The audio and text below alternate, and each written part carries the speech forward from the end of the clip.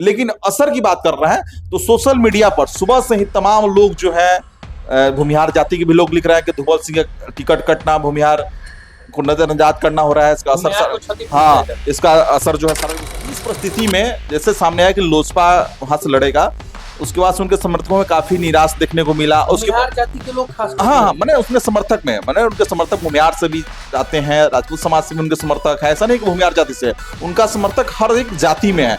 ये बात सामने आया तब ये भी सोशल मीडिया पर कुछ देर पहले हम लोगों ने देखा, ये बात आया कि धूमल सिंह हम इस्तीफा देने जा रहे हैं, यानी जेडीयू से इस्तीफा देने जा रहे हैं। ये बात मतलब दोपहर से चलने लगी, कई सोशल साइट पे खबर भी आई कि अब धूमल सिंह जो समर्थक जो है, अजय सिंह के समर्थक जो है, सीमान के अजय सिंह, उनकी पत्नी पूर्व सांसद रही है। देखिए, पूर्व सांसद तो प्रकाश यादव थे, उनका टिकट कटा तो उनको विधायक का चुनाव लड़ाया गया।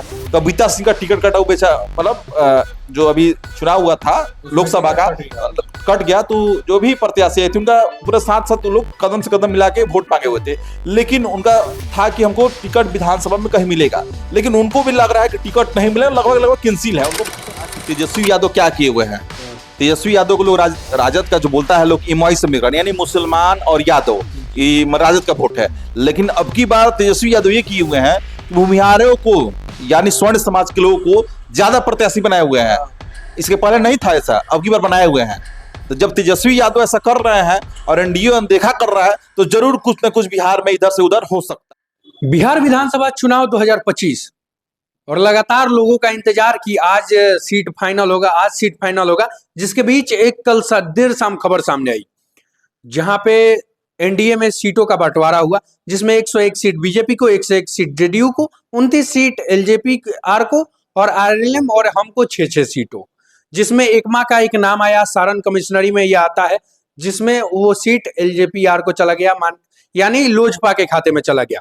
जहां सारण कमिश्नरी में जो एकमा से प्रत्याशी थे, जो उम्मीदवार थे, वो धूमल सिंह थे जेडीयू के, और उनके द्वारा साफ तौर पे बोला जाता था कि हम टिकट देते हैं लोगों को, हम टिकट लेने नहीं जाते हैं, मेरा सीट नीतीश कुमार, मेरा टिकट नीतीश कुमार खुद हमको दे देंगे, हम पटना नहीं जाते हैं टिकट लेने।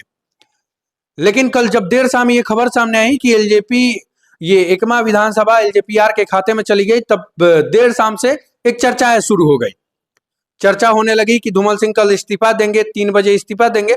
और सारण कमिश्नरी में धूमल सिंह जो है वो भूमिहार जाति से आते हैं, और भूमिहार जातियों में एक चर्चा होने लगी कि एनडीए भूमिहार को ये दरकिनार कर रहा है। वहीं मनोज सिंह की बात करें जो एनडीए से थे, उनकी भी टिकट ये कट चुकी है और उनकी भी इस्तीफा की बात सामने आ रही है। जिसके बाद राजपूत जाति से वो आते हैं, और राजपूत जाति में भी एक बात सामने आने लगी कि राजपूत को भी एनडीए अब दरकिनार कर रही है, और ये स्वर्ण को दरकिनार कर रही है। जिसके बाद तमाम चर्चाएं होने लगी, और सारण में एक चर्चा होने लगी कि आज 3 बजे धूमल सिंह इस्तीफा देंगे। लगातार सोशल मीडिया साइट पे ये चर्चाएं, ये पोस्ट आने लगी।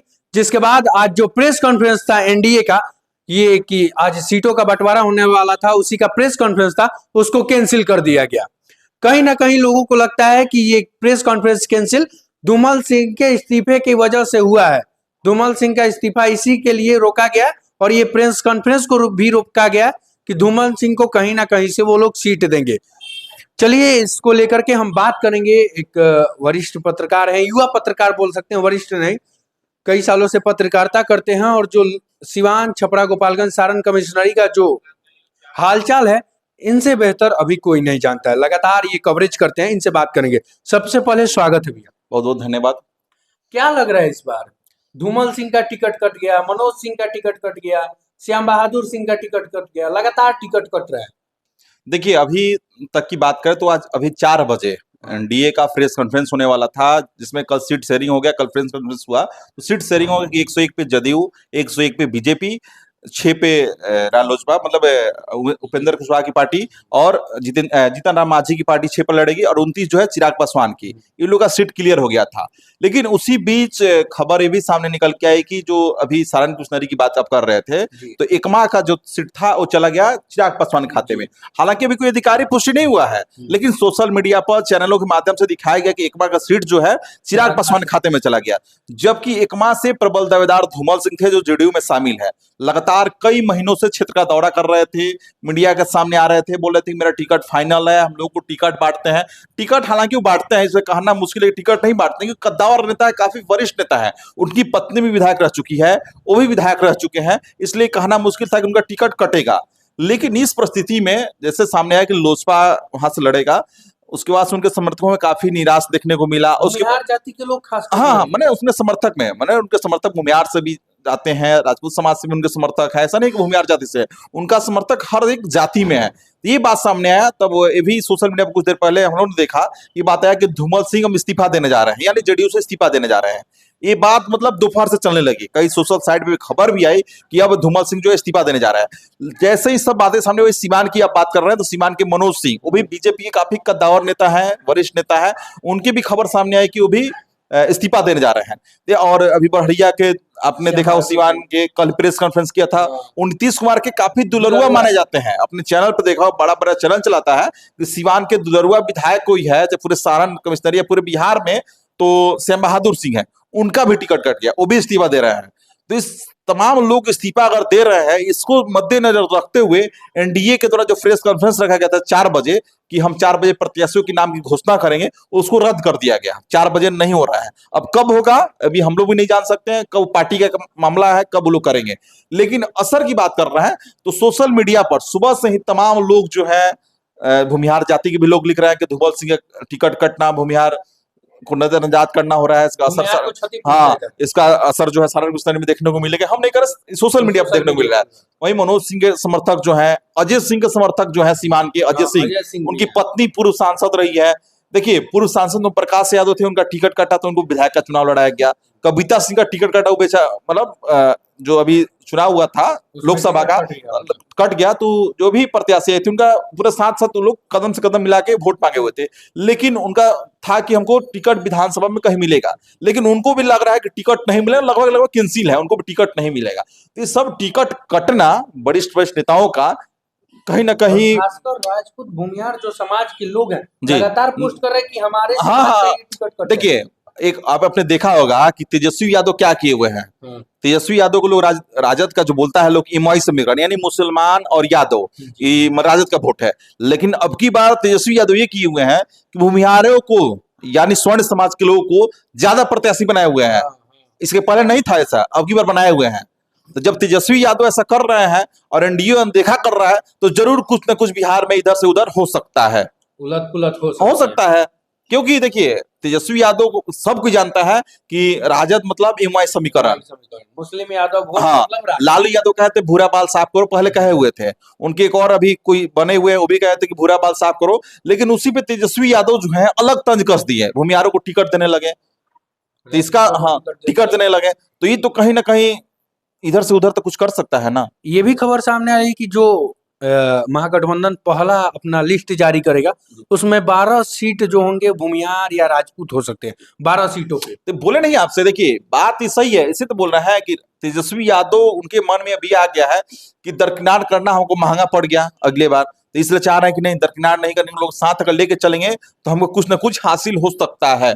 इसलिए वो स्वर्ण समाज के लोगों को, यानी राजपूत, भूमिहार, कायस्थ, ब्राह्मण, इन लोगों को अपने साथ लाना चाह रहे हैं, तभी ना टिकट दिए हुए हैं। इसके पहले लोग टिकट उतना नहीं देते थे, लेकिन टिकट देना ये कहीं ना कहीं इधर से उधर कर सकता है। एक और बाहुबली हैं सूरजभान सिंह, उनका भी नाम सामने आ रहा था कि वो एनडीए से इस्तीफा दे रहे हैं, जिस बात कल एक और खबर सूरजभान सिंह का ये रोक दिया गया और उनको एलजेपीआर में शामिल कर लिया गया।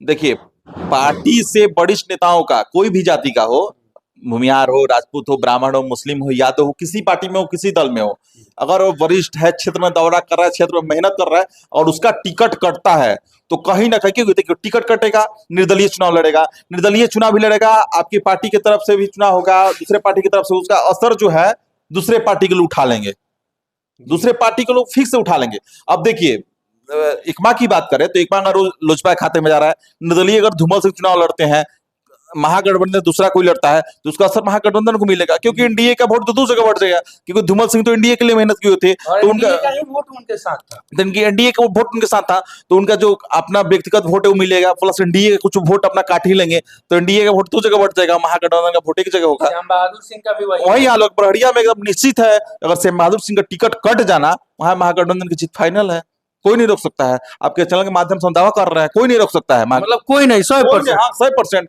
क्योंकि एनडीए का वोट दो जगह ना हो जाएगा। आप ही बताइए कि आप चार रोटी है, अगर चार आदमी है तो एक एक करके चार आदमी खा लेगा।